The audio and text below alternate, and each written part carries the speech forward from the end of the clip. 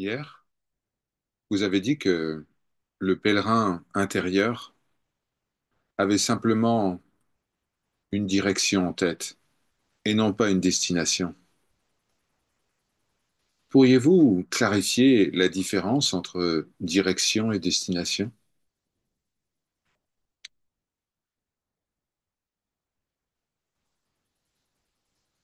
La distinction est très subtile, mais elle est du même ordre que la distinction entre l'esprit et le cœur, entre la logique et l'amour, ou encore plus directement entre la poésie et la prose. Une destination est quelque chose de bien défini. Une direction est intuitive. Une destination est quelque chose qui est en dehors de vous, comme un objet. Une direction est un sentiment intérieur, pas un objet, quelque chose de subjectif. Vous pouvez ressentir une direction, mais pas vraiment la connaître.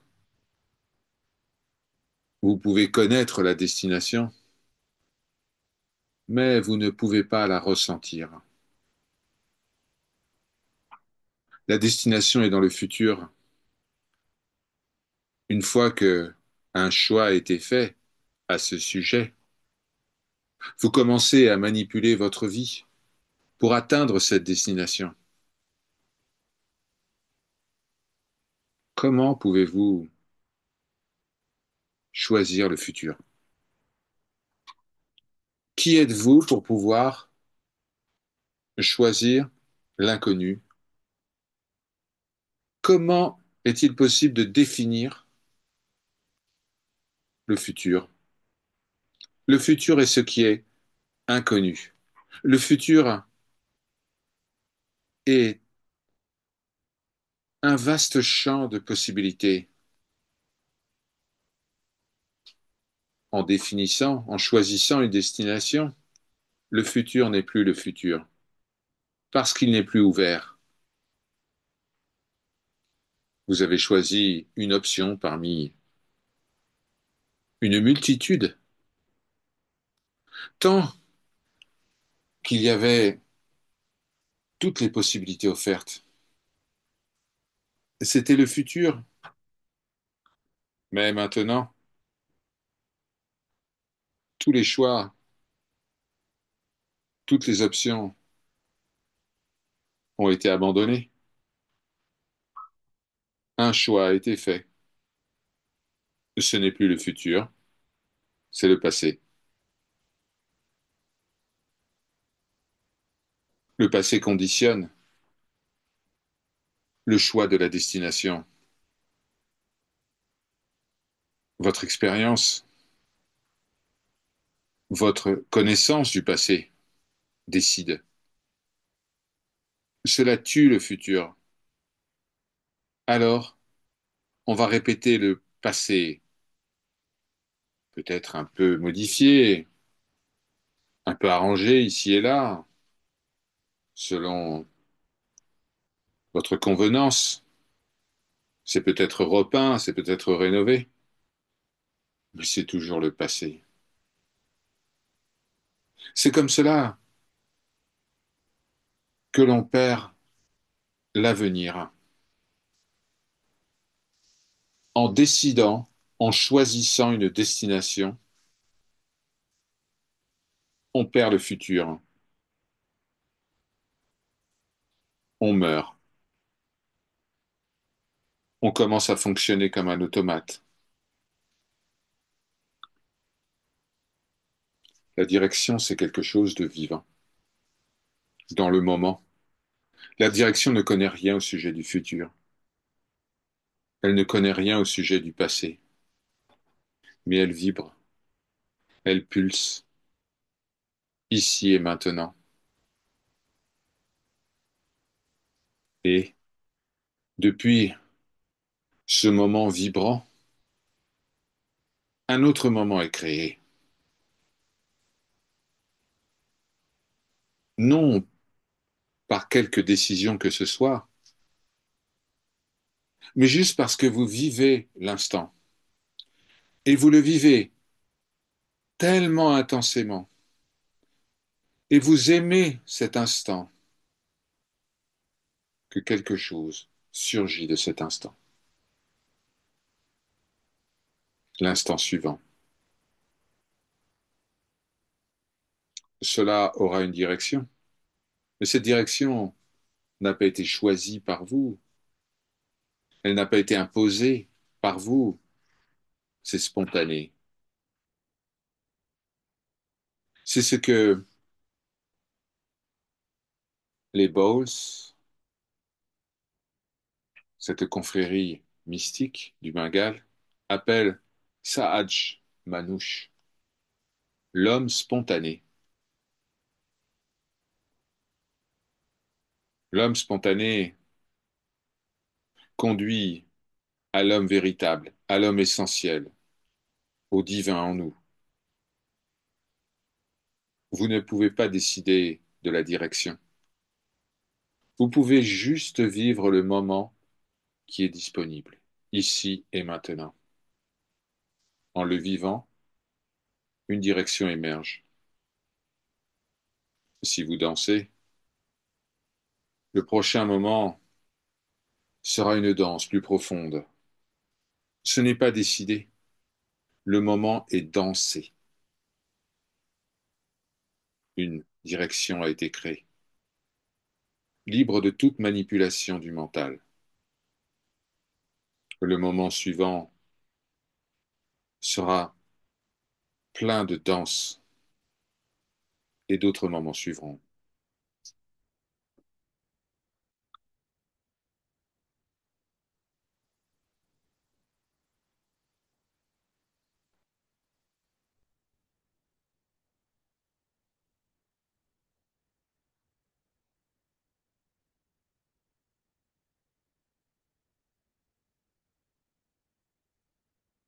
La destination est définie par le mental. La direction est définie par la vie. La destination suit une logique. On veut devenir médecin, ingénieur, scientifique, politicien, on veut être riche, célèbre. Tout ça, ce sont des destinations. La direction, on vit le moment simplement, avec cette certitude, cette confiance que la vie saura faire les bons choix. On vit ce moment intensément, si intensément, que depuis l'absolu, il y a renouvellement, fraîcheur constante. Depuis cet absolu, le passé se dissout et le futur prend forme. Mais cette forme n'est pas définie par vous. Cette forme émerge en tant que vous. Un maître zen, Rinzai, était sur le point de mourir. Il était sur son lit. Quelqu'un a demandé, Maître, après que vous soyez parti, les gens vont poser des questions. Ils vont dire, quel était l'enseignement cardinal essentiel? Vous avez dit beaucoup de choses. Vous avez parlé au sujet de beaucoup de choses. Ce sera difficile pour nous de résumer votre pensée. Avant de partir, s'il vous plaît, condensez votre enseignement en une seule parole, une seule phrase, afin que nous puissions chérir cette parole. Et Quand des gens qui ne vous ont pas connu nous poseront la question, nous pourrons partager votre enseignement essentiel. Maître Rinzai ouvrit les yeux, et puis il se mit à rugir comme un lion. Tout le monde était choqué. Personne ne pouvait imaginer que cet homme mourant avait tant d'énergie. Il ne s'attendait pas à cela. Décidément, le maître était imprévisible. Il avait toujours été comme cela. Mais même sachant cela, il ne pouvait pas s'attendre à ce rugissement au dernier moment.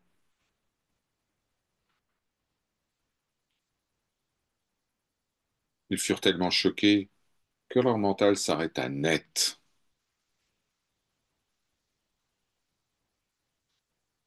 Rinzai prononça cette dernière parole. C'est cela. Et il mourut. C'est cela. Ce moment silencieux, ce moment libre de toute pensée, ce silence qui enveloppe tout, cette surprise, ce rugissement du lion juste au moment de la mort physique. C'est cela, oui. La direction surgit de ce moment. Ce n'est pas quelque chose que vous pouvez gérer, planifier. Cela se produit. C'est très subtil. Vous ne serez jamais certain à ce sujet. Vous pourrez simplement ressentir. Et c'est pour cela que je dis que la direction, c'est de la poésie, pas de la prose. C'est l'amour, pas la logique. C'est l'art, pas la science. C'est flottant, hésitant, comme une goutte de rosée sur un brin d'herbe. Cela se déplace sans intention, sans savoir pourquoi. Oui, dans le soleil du matin, juste glisser sur un brin d'herbe. La direction, c'est très subtil, délicat, fragile. C'est pourquoi tout le monde choisit une destination. La société essaye de définir une destination pour vous. Les parents, les enseignants, la culture, la religion, le gouvernement, ils veulent tous définir une destination pour vous. Ils ne veulent pas que vous soyez libre. Ils ne veulent pas que vous évoluiez dans l'inconnu. Et c'est comme cela que l'ennui a été créé. Et si vous connaissez votre futur à l'avance, c'est d'un ennui. Si vous savez que vous allez devenir un tel ou une telle, mais quel ennui! Quel ennui!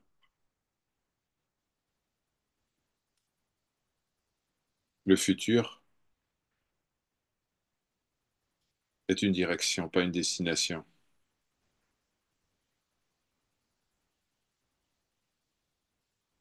C'est le nirvana. Le mot nirvana que le Bouddha utilise signifie que tout ce que vous connaissez ne sera pas là. C'est sa définition du nirvana. Tout ce que vous connaissez ne sera pas là. Tout ce que vous avez expérimenté ne sera pas là. Tout ce que vous imaginez être ne sera pas là.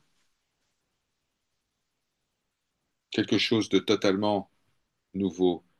Quelque chose que vous ne pouvez pas comprendre parce que vous n'avez pas le langage pour le comprendre, ni l'expérience. Quelque chose d'absolument neuf. Comment parler de cela sans référence? Le nirvana est une direction, le paradis. le royaume de Dieu. Tout cela, ce sont des destinations.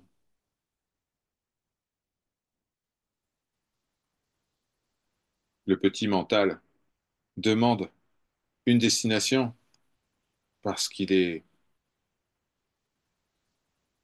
si faible, si peu sûr de lui-même. Il ne croit pas sa propre conscience. Il ne croit pas, il ne fait pas confiance à la vie. Le petit mental a toujours peur de la découverte, et la découverte est le plus grand secret de la vie.